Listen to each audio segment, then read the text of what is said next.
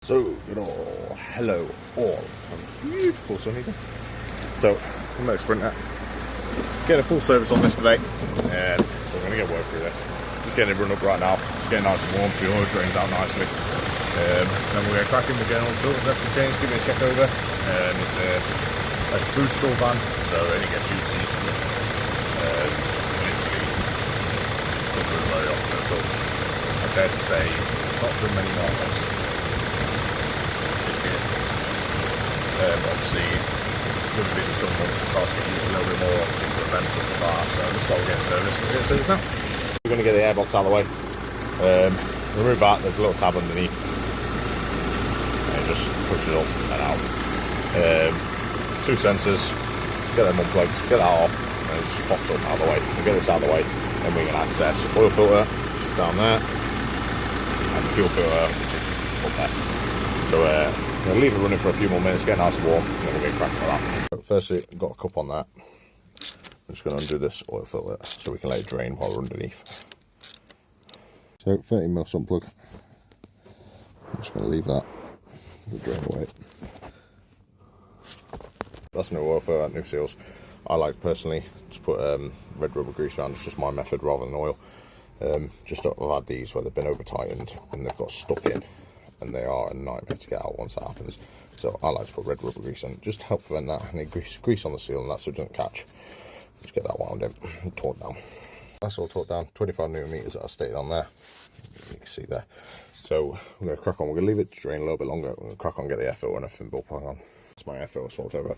See that? I white grease all the screw holes because, same again, they're only metal into plastic. They can freaking easy get fucked up.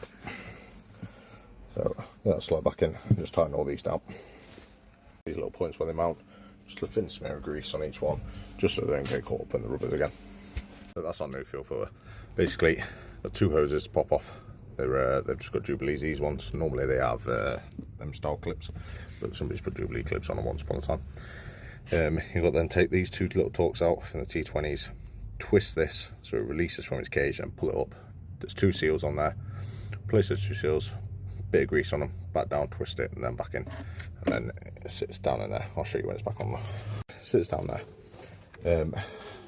I like to get it seated back in its housing first. It's just a female torques down there, sat in there. Then I get my hoses on, so I know that my hoses are sat in the right location where they need to sit. Just slot both of them on. We'll get them tightened up. Okay, Jubilees, and then we'll get our electrical plug on and finish off tightening up the clamp. So some plugs back in and everything. Well, I should hope it is if we're putting oil in it. So we're going to get the oil filled up.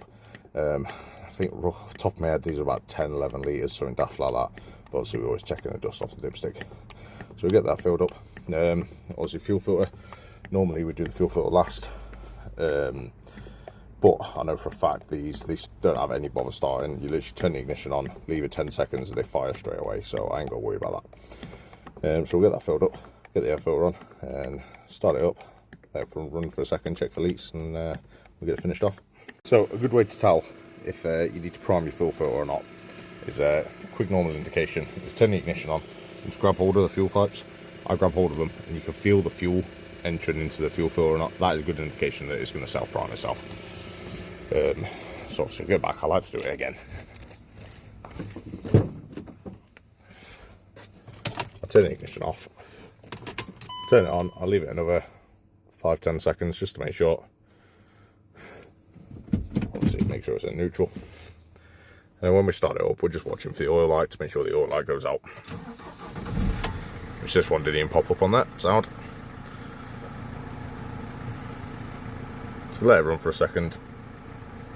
Notice obviously the fuel's going through then, let the oil circulate around so we can get an accurate reading. And that'll do.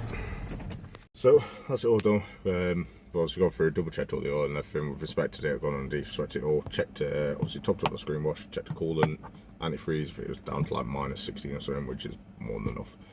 Brake fluid content, water content was still sound, below 1%, so that was sound as well. So we're just resetting the service light, go through, giving it a code scan, make sure there's no daft codes or anything stuck in it, and that's it, job done. 2007 Sprinter service.